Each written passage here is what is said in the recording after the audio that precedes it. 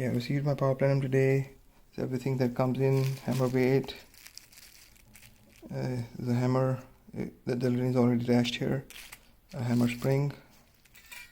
This is the main spring that closes the vault now. They've removed the large spring and put this one in. The whole body that goes under the barrel for adjustment of how much the hammer opens. And then they have the valve rod, the valve housing with everything in it. The plenum is different from the one from Poland, that it's a little heavier metal, so probably has slightly less volume than that one because of the heavier build, but I think this is better quality built than that one. And then there's a screw here that when you put the housing in, you can screw that, and that way it doesn't move out like the other one did. Like in the one from Poland, you could move this in and you had to sort of press it from the back when putting it in the block. This one you just screw it in here and then it won't move. At least very similar to the one that they use, the Poland guy is using. So this is everything that comes in the plenum. So when we receive the Power Plenum, in order to assemble it, we just put the valve housing from this side in. Comes out from here, and then we just pop it in. Valve housing inside here.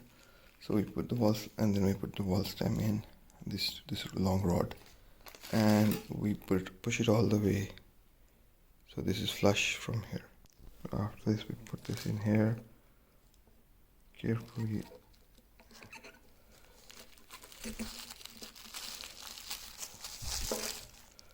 We have to put some lube on the threads here, which I've already done, and then slowly push it through like this, and then we just make sure this is aligned properly and screw it in all the way.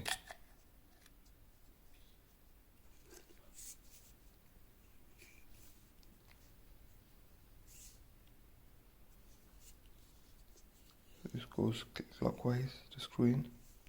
The difference between this and the other plenum from Poland is that there is no spring inside here, and the valve spring that closes the valve is removed from here, and it's gone all the way in the front here with the smaller spring. With the smaller spring is now being used. So for us to we have to be careful that this is flush and the spring is properly tightened, this is closed properly before we connect the bottle after installing this. Just a heads up. Other than that, this plenum is ready to install in the gun. There's a small potential issue that people might have with this new Power Plenum, because there's no main spring in here, and the spring is only at the end of the valve stem right here. And if you see any inconsistency in the closing of the valve, you can actually use the old main spring inside here, and it will work perfectly fine as well. I think they should have left the main spring in here.